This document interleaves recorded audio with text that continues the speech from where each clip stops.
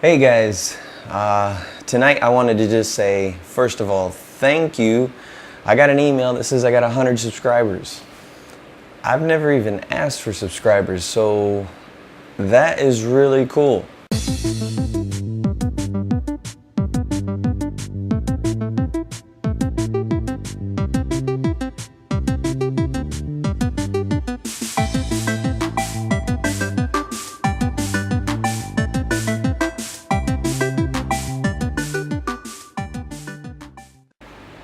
Obviously you guys think that what I'm doing here is pretty cool and interesting, so I'm gonna keep doing it. So I just wanted to say thank you for letting me get to 100.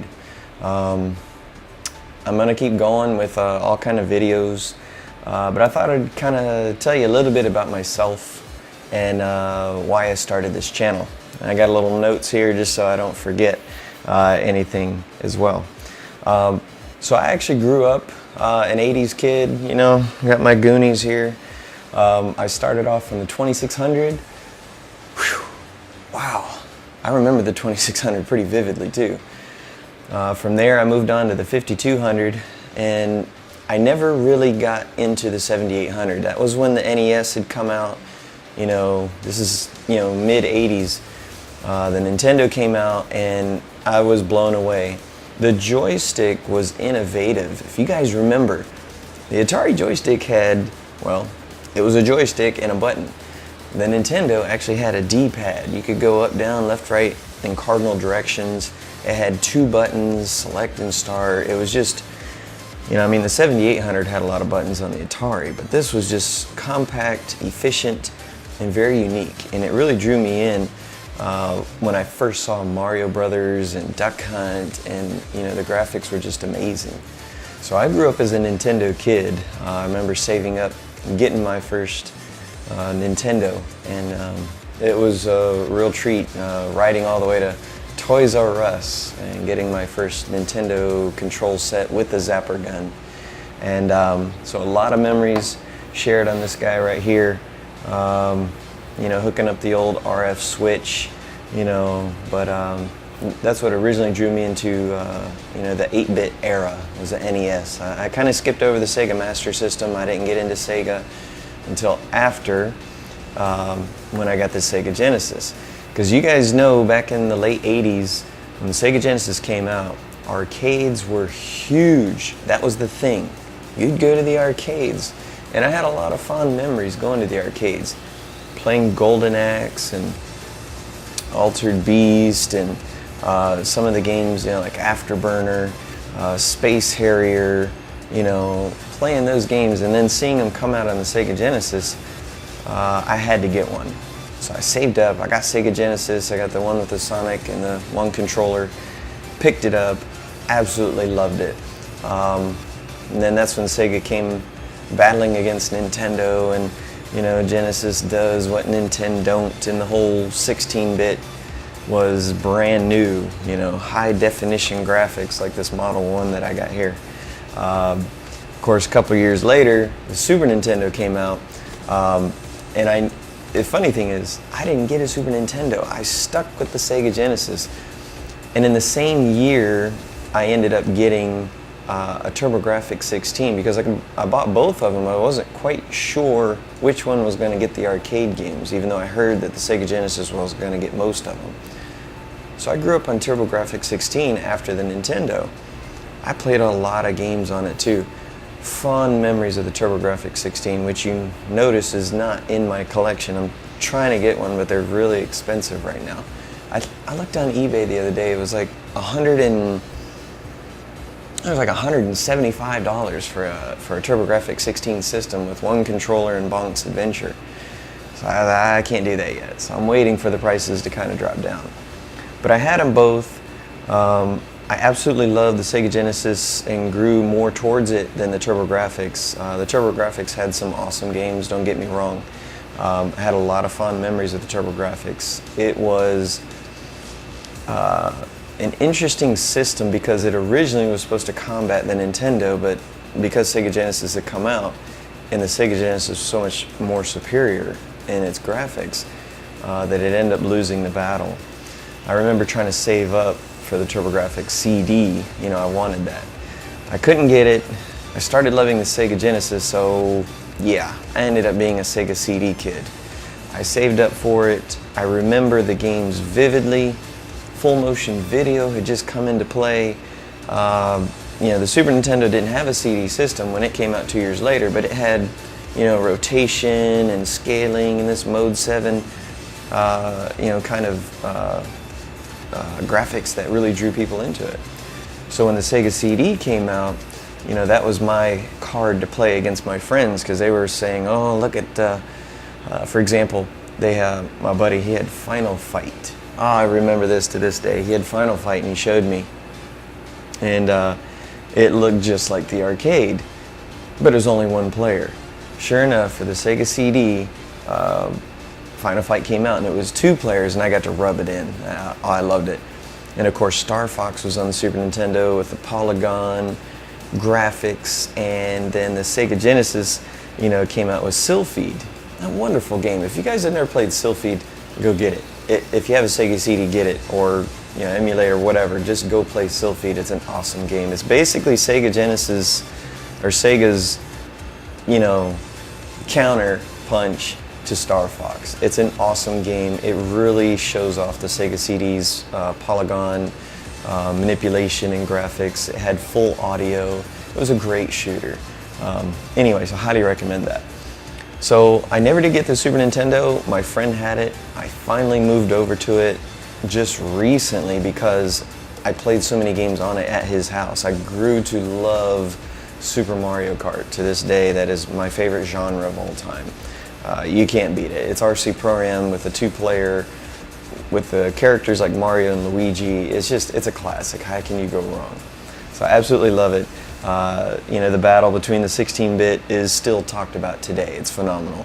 Unfortunately, the TurboGrafx is kind of left out of that battle, mostly because it was an 8-bit CPU with a 16-bit video card, so it was kind of a hybrid. It wasn't quite 16-bit, but it wasn't quite 8-bit, so it was better than the Nintendo, but less than, yeah. So it's kind of left out of the 16-bit debate, although I think it should be in that debate. Gotta go to the notes. After Sega CD, I was really enthralled and just excited about the CD gaming, so I got into the PS1. I didn't go N64. You know, I saw CD gaming as probably the future, and I loved the full audio, and the N64, to me, the controller, it just, I don't know, I wasn't getting used to it when I played at a friend's house, and the PS1 just, you know, it really sucked me in. So I got hooked on it. So many fond memories and battles with friends, you know, on the PlayStation 1, and it was a great system, a great start for Sony, and you know, and looking where they are now, they're doing awesome. So, you know, the PS1 was my next system. After that, I got into PC gaming, and I kind of got out of the consoles for a little while, and it's mostly because I got, you know, into, I was moving around, got in the military, and I needed a system that could play online with friends, and so PC gaming became natural.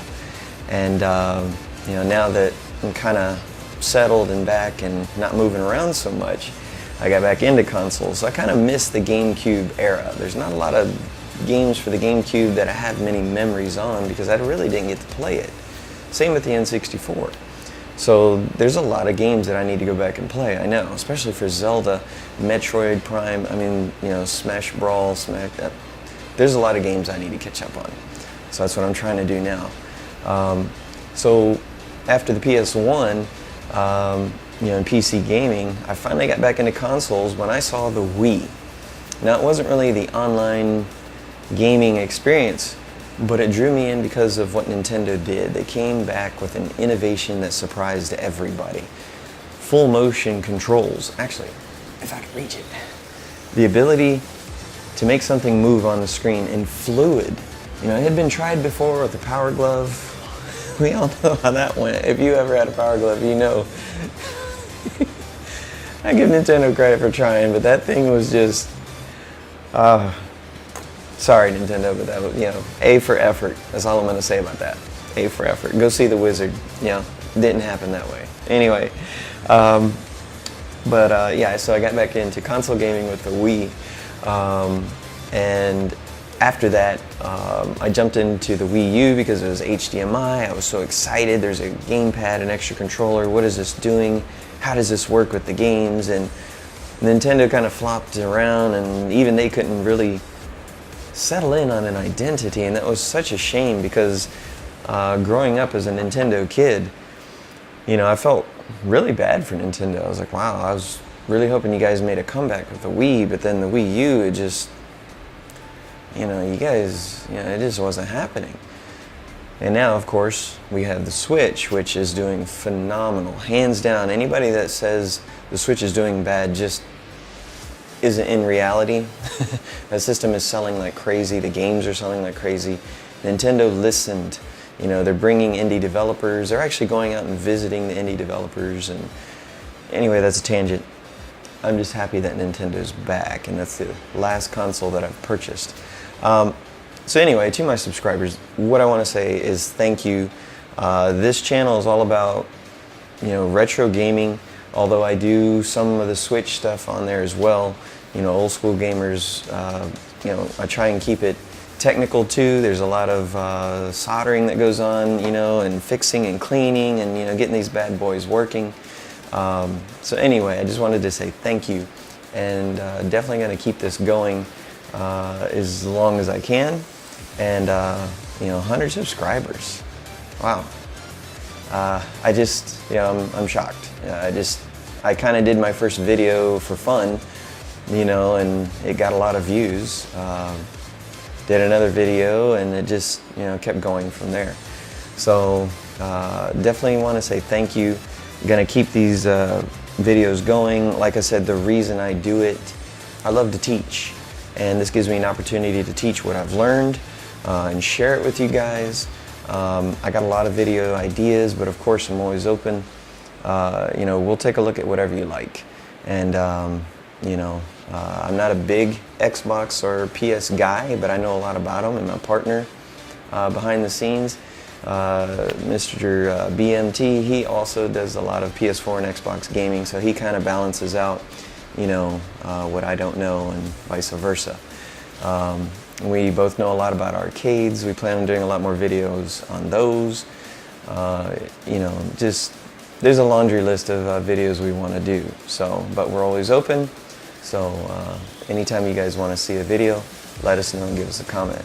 Anyway, sorry for the long ramble, but I just wanted to say thank you again for your subscription, and for watching, and for taking your time out to join me and my friend BMT here at OleSchool Gamers. Till next time, guys. See ya.